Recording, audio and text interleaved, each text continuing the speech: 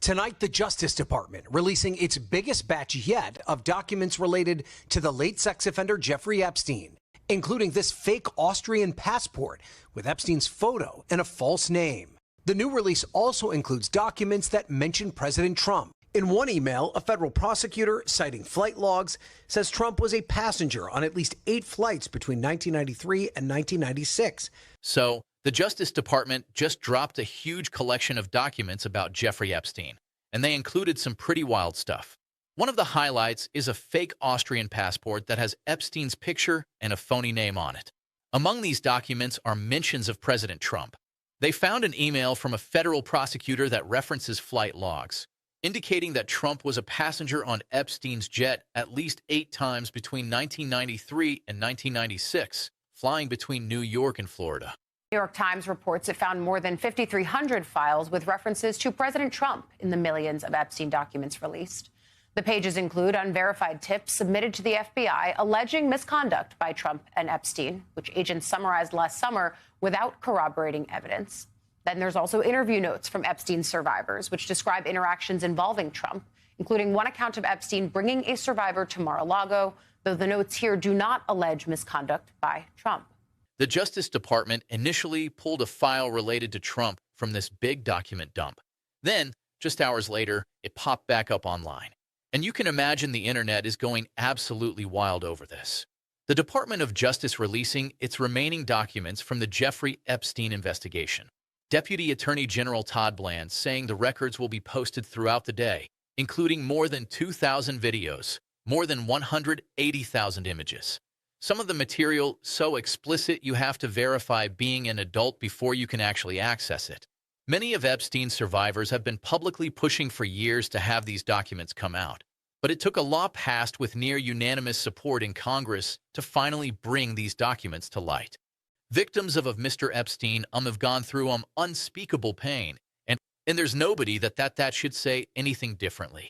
And I to the extent that there's frustration, I understand where that comes from just from what we know about Mr. Epstein. Anyway, as I was saying, the Department of Justice is rolling out all the rest of the documents from the Epstein investigation. There are growing questions this hour about dozens of records that appear to be missing from the Epstein files. According to a CNN review, those records in question are FBI witness interviews, and 3 of the missing interviews are related to a woman who accused both Jeffrey Epstein and President Trump of sexually assaulting her decades ago. The top Democrat on the Oversight Committee is among those expressing concern. Deputy Attorney General Todd Bland announced that they'd be sharing records throughout the day, which include over 2,000 videos and more than 180,000 images. Some of this content is so explicit that you need to prove you're an adult to even see it. Many of Epstein's survivors have been pushing for years to get these documents released, and it finally took a nearly unanimous law passed in Congress to make it happen. The victims of Mr. Epstein have been through unimaginable suffering, and it's understandable if there's frustration about the delays in this process. So, here's the scoop on what's been happening with Mr. Epstein. The Department of Justice just unloaded over 3 million pages of documents related to him. That's right, 3 million. Among all that paperwork, there was this one file, a spreadsheet packed with unverified tips and complaints from the FBI that mentioned Trump. The Department of Justice releasing its remaining documents from the Jeffrey Epstein investigation.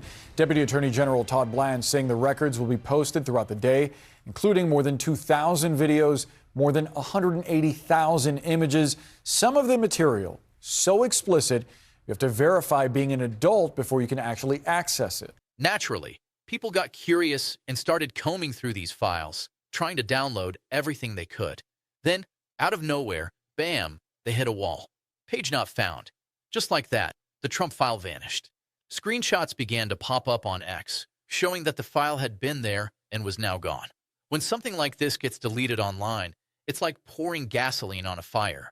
Everyone goes wild with conspiracy theories. Accusations started flying. Was the DOJ scrubbing evidence to shield Trump? Was this some sort of cover-up happening right before our eyes? Then, just when things blew up, the DOJ quietly brought the file back. Their excuse? Oh, the website was just too busy. Technical difficulties. Just a little glitch, they said. Yeah, right.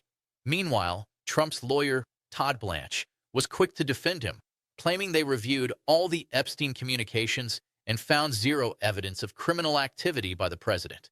And we begin with breaking news from MS Now this hour about Trump-related files missing from the DOJ's Epstein files release. Well, the big deal about that is that we can also confirm that that woman is the same person who, in a 2025 FBI presentation, is identified to have accused Donald Trump of a sexual assault when she was between 13 and 15 years old. He even mentioned that Epstein himself never accused Trump of committing crimes or having inappropriate contact with victims in private messages. So, according to Trump's team, this whole situation is a big nothing burger. But here's the kicker. Trump's name pops up over 1,000 times in those Epstein documents. That's right, 1,000 times. And even if those mentions don't prove anything, the whole situation looks pretty bad. When a document mentioning Trump mysteriously disappears from a DOJ website during a massive document drop and then reappears after people start freaking out, it doesn't exactly scream transparency. It's wild, right? Fact checkers are saying that while it's true the file was removed, it was also restored. The DOJ insists it was just a technical issue, not some intentional cover-up. But honestly, do you really buy that? Especially in this political climate, given everything we know about how the Justice Department has managed Trump's cases. We should also think about trust here, because this isn't happening in isolation. Federal prosecutors already dropped a major election interference case against Trump. So, it looks like they dropped the case about those classified documents. The reason behind it, there's this rule from the Department of Justice that says you can't indict a sitting president. Just like that, Trump strolls back into the White House and poof, his legal troubles seem to just disappear. Kind of convenient, right?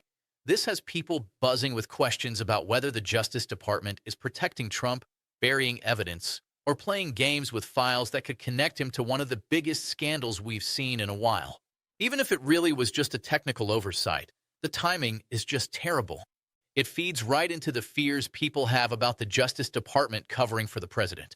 And let's not overlook the bigger picture here. Trump's name pops up in these documents more than 1,000 times. Officials are quick to clarify that most of those mentions are unverified tips and random complaints, not proof of anything serious. Sure, that makes sense. But if you're just an everyday person watching this drama unfold, seeing Trump's name tie into Jeffrey Epstein's files over 1,000 times is pretty hard to just brush off as nothing. This story has everything to fuel the internet's fire.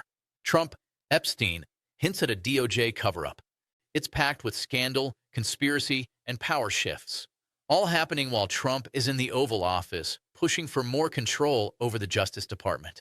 No matter if folks see this as a genuine issue or just another social media freakout, it really does raise a trust concern.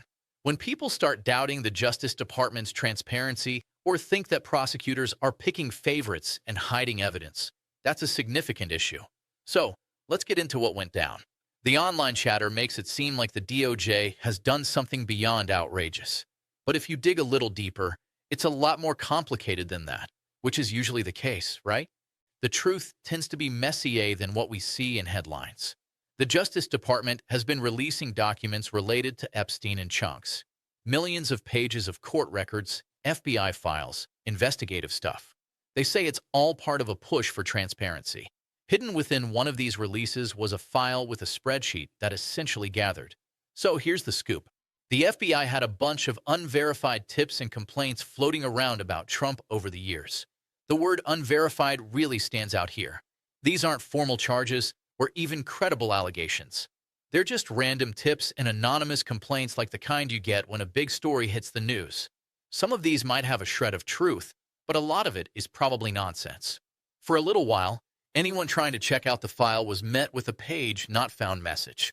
Screenshots started popping up on social media, and various news outlets quickly jumped on the narrative that the Department of Justice was hiding something, a real conspiracy vibe. They claimed it was all a cover-up to protect Trump. But then the file reappeared, and the DOJ explained it was a temporary issue caused by too much online traffic. Apparently, when you upload 3 million pages, it can overwhelm servers, which does make sense. But here's where it gets tricky. People aren't really buying that explanation. This isn't the first time the DOJ has been accused of being less than transparent when it comes to evidence tied to Trump. They had previously dropped significant cases against him, like the election interference and classified documents cases. Those kinds of cases could have defined their careers, yet they just vanished because of a policy that prevents indicting a sitting president. So Trump wins the election, strolls back into the White House, and poof, his legal troubles disappear. Now, we're supposed to think that the sudden disappearance of a document mentioning Trump in the Epstein file is just a coincidence, just a little hiccup. That's hard to swallow. It feeds right into all sorts of conspiracy theories. Honestly, who wouldn't be suspicious when the Justice Department has already been criticized for not being tough on Trump? And to add to the drama, Trump's lawyer, Todd Blanche, jumped in to do some damage control, saying they reviewed all the Epstein communications and found no evidence of any wrongdoing. It's just a wild ride all around. So Trump's team is saying this whole situation is nothing to worry about, right? But even if that's the case, it doesn't really change how it looks to everyone else. The public doesn't get bogged down by all the legal mumbo-jumbo. They focus on the big picture. And the big picture here, Trump's name popping up over 1,000 times in Jeffrey Epstein's files. That's what grabs attention. Then you have the Department of Justice pulling one of those files off the internet, which just adds fuel to the fire. That's the kind of stuff people remember, not the detailed explanations about server issues or unverified claims. Let's face it, this ties into a larger narrative. Trump has been tangled up in a myriad of scandals, legal wasps, and investigations for years now. Honestly, a lot of folks have become desensitized to it all. There's this thing called scandal fatigue where every week brings a new headline and every month sees a fresh lawsuit. Eventually, everything just starts to blur together. So when yet another Epstein-related story breaks with Trump's name surfacing so often, a segment of the population just shrugs and thinks, we already knew Trump and Epst were pals. This isn't shocking.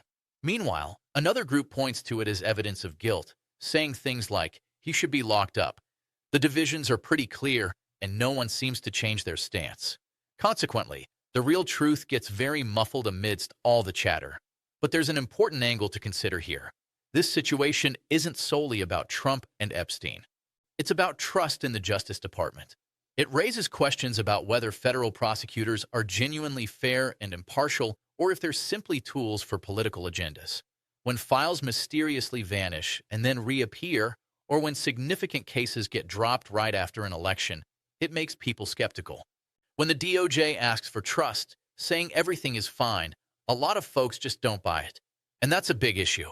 If people lose faith in the Justice Department's transparency, if they think there's favoritism or that evidence is being hidden, the entire system starts to break down.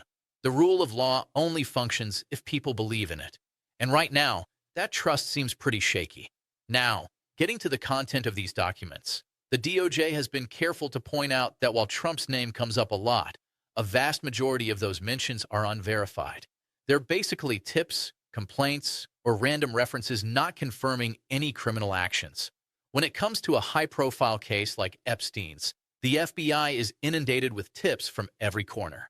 People call in with all sorts of rumors, theories, and even personal grudges. While some of this information might be useful, most of it isn't. So, just because Trump's name pops up 1,000 times doesn't mean he's guilty of anything. It just means folks are bringing him up a lot. But the public often doesn't see it that way. That big number, 1,000 mentions, rings alarm bells. It sparks thoughts like, that's a lot. Why is he mentioned so often? What aren't they telling us? Now, toss in the fact that a file went missing for a few hours, and you've got a recipe for distrust and endless speculation. People start filling in the blanks with their own biases. If you're already convinced Trump is guilty, then this looks suspiciously like a cover-up. On the flip side, if you believe he's innocent, it may seem like a witch hunt. The only winners in this scenario might be the ones profiting from clicks and outrage. At the same time, Trump is in the White House shaking things up at the DOJ and expanding its power in various ways.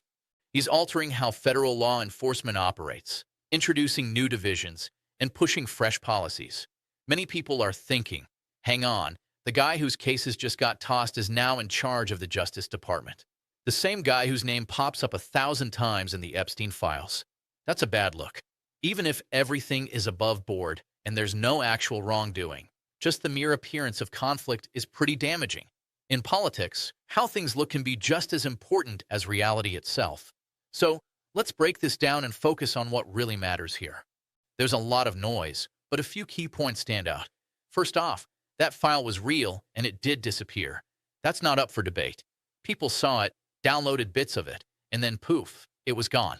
The DOJ claims it was a technical glitch, something about server overload or too much traffic. And sure, that could be true, but the timing is really bad. When you're amidst a huge document release and a file relating to the sitting president suddenly vanishes, people are definitely going to assume the worst. Can you really blame them?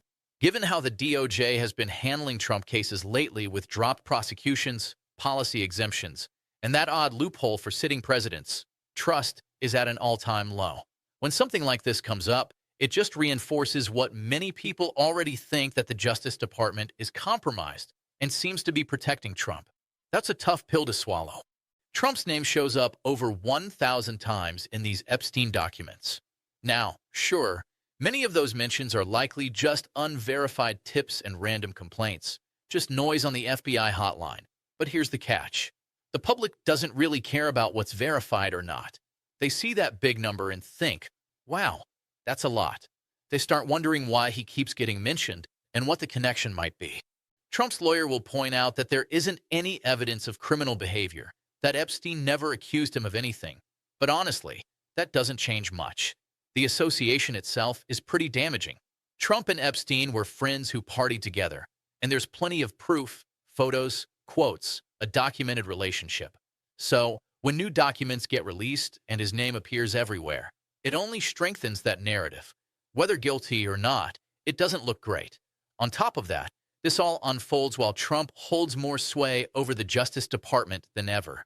As president, he gets to appoint the Attorney General and is reshaping federal law enforcement to suit his own agenda.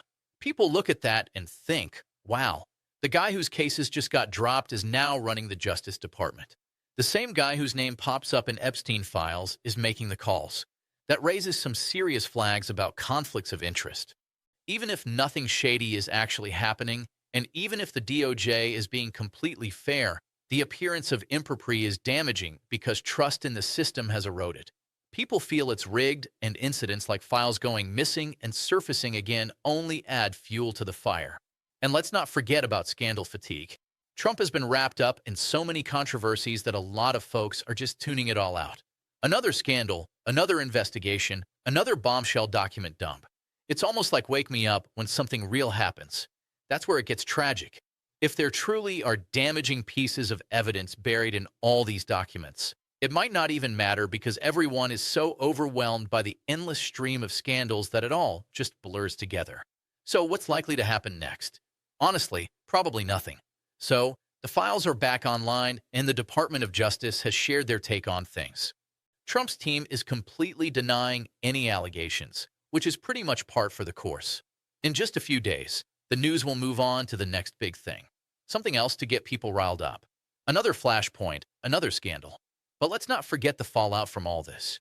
Every time files go missing or cases get dropped or the DOJ seems to be playing favorites, it cuts a little deeper into the trust we have in our institutions. We're getting to a point where belief in anything is fading fast. The Justice Department seems to be losing credibility, and people are starting to pick and choose their own realities based on narratives that fit their views. It feels like we're right on the edge of that, doesn't it? This story is significant, not because it might change anyone's opinion about Trump or because it'll lead to real accountability, but because it's another indicator of how trust in our institutions is crumbling. It's just sad, really. The system feels broken, and we keep seeing how those in power look out for one another. Unless we push for genuine transparency and accountability from those leading the charge, we're stuck in this cycle of files disappearing, cases being dismissed, scandals that stack up while no one seems to step up and fix it. That's the crux of the issue. It's not just about whether Trump is guilty or innocent or whether the DOJ messed up or covered something. It's about the fact that trust in the system is dwindling, with half the country believing the DOJ protects Trump and the other half thinking it's being used against him. Meanwhile, the truth is often overshadowed by the prevailing narrative. And that's unsettling because once trust starts to slip away, it's incredibly tough to get back. People need to believe the rule of law applies to everyone equally. So, we have to keep our eyes open, keep asking those tough questions and demand real transparency. The moment we turn a blind eye or accept this as the status quo, that's when we really lose. Anyway, that's a wrap for today. If you stuck around until the end, thanks for tuning in. Don't forget to hit that subscribe button if you haven't already. Join the newsletter, and I'd love to hear your thoughts in the comments. Is this just a technical hiccup, or is there more to this story? Let me know what you're thinking. Catch you next time. The pressure from Congress is only going to intensify. The media spotlight isn't dimming, and the public is demanding answers. As more investigative journalists delve into the troves of data still under wraps, the likelihood of leaks and new facts surfacing only increases. It's like a ticking time bomb lurking beneath Trump's presidency and affecting the reputations of many other influential people, some of whom we might not even know yet. When it eventually detonates, and I genuinely believe it will, the repercussions are likely to change how Americans view power, corruption, and justice for years to come. That is the essence of it all. 100 million files with only 2% released, while a president has the power to unlock the vault, but chooses not to. If that doesn't give you pause, I don't know what.